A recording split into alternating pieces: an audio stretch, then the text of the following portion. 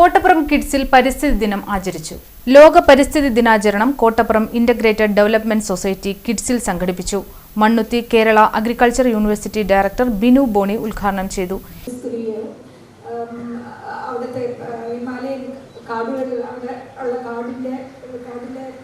പൈൻമരങ്ങളൊക്കെ മുറിച്ചുകൊണ്ട് പോകുന്ന കോൺട്രാക്ടർമാർക്കെതിരെ വേറെ ഒരു നിവൃത്തിയില്ലേ അവർക്ക്. സാറ് ക്ഷമിക്കണം, പോലീസിനെ വിളിച്ചിട്ട് സഹായം കിട്ടിയില്ലേ പോലും. അവര് ആ മരത്തെ പോയി കെട്ടിപ്പിടിച്ച് നിൽക്കുകയാണ് ചെയ്തത്.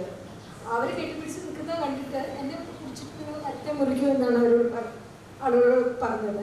അപ്പോൾ അങ്ങനെ ചെയ്യാൻ കഴിയില്ല. അപ്പോൾ കൂടുതൽ സ്ത്രീകൾ അവരോട് കൂടി വരികയും അങ്ങനെ അതിനെ പ്രതിരോധിച്ചു എന്നാണ് കഥ പറയുന്നത്. അതുപോലെ നമ്മുടെ ആഫ്രിക്കയിൽ കെനിയയിൽ ബംഗാരി മത്തായി എന്ന് പറഞ്ഞാൽ നോബൽ സമ്മാനം കൊടുത്ത് ലോകം മുഴുവൻ ആദരിച്ചു. അവരും വേറെ ഒന്നും ചെയ്തിട്ടില്ല. അവർ എന്നെപ്പോലെയൊക്കെ ഒരു അധ്യാപികയായിരുന്നു, college അധ്യാപികയായിരുന്നു.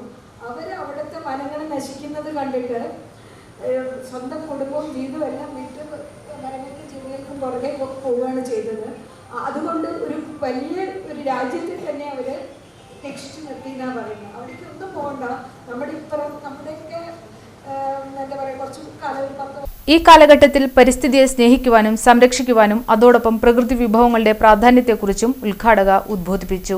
Kids executive director father Nimesh Augustine Kattassery അധ്യക്ഷത വഹിച്ചു.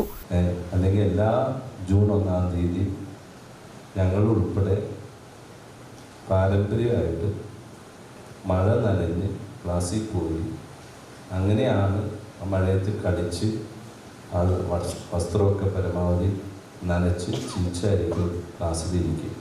പക്ഷേ ഈ 1-ാം തീയതി വലിയ മഴയൊന്നും ഉണ്ടായില്ല.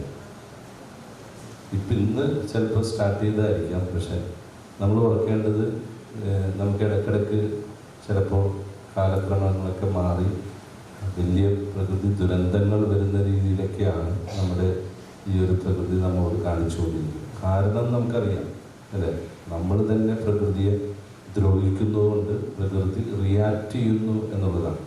മുഖ്യ അതിഥിയായ കൊടുങ്ങല്ലൂർ ഡിവൈഎസ്പി പി പ്രമോദ് പരിസ്ഥിതി സംരക്ഷണത്തിൽ പൊതുജനങ്ങളുടെ പങ്കാളിത്തത്തിന്റെ ആവശ്യകതയെക്കുറിച്ച് സംസാരിച്ചു. പിന്നെ ഗുരുവായൂരപ്പൻ കോളേജിൽ കോഴിക്കോട് എന്നും റാഗിംഗ് ആണ്. അപ്പോൾ റാഗിംഗ് അവസാനിപ്പിക്കാൻ ഞാൻ കണ്ടത് എല്ലാ ദിവസവും 5-ാം തീയതി ആക്കാമെന്ന് തോന്നി. അപ്പോൾ ഈ വിഘടിച്ച് നിൽക്കുന്ന പ്രശ്നക്കാരെയൊക്കെ ഞാൻ കൊണ്ടുവന്നിട്ട് ഗുരുവായൂരപ്പൻ കോളേജിനോട് മരം നട്ടിട്ട് ഇവരെ രണ്ടാളെ പേര് അവിടെ എഴുതി. ഇവർ രണ്ടാളെ അവിടുന്ന് കെട്ടിപ്പിടിച്ച് അവരുടെ ദേഷ്യമൊക്കെ അവിടെ തീർത്തോളും. ചെവിക്കൊക്കെ പിടിച്ച് കാണിച്ചാളൊക്കെ പറയും ഇതിന് വെള്ളം ഒഴിക്കണം. അപ്പം എൻ്റെയും നിൻ്റെയും പേരിലാണ് ഈ മരം അറിയപ്പെടുകയെന്ന് പറയുമ്പോൾ ഇപ്പം അവിടെ സ്വബീന്ദ്ര മാഷൊക്കെ ഇടപെട്ട് നിങ്ങൾക്ക് അറിയാമല്ലോ, വലിയൊരു കാടായി മാറിയത്.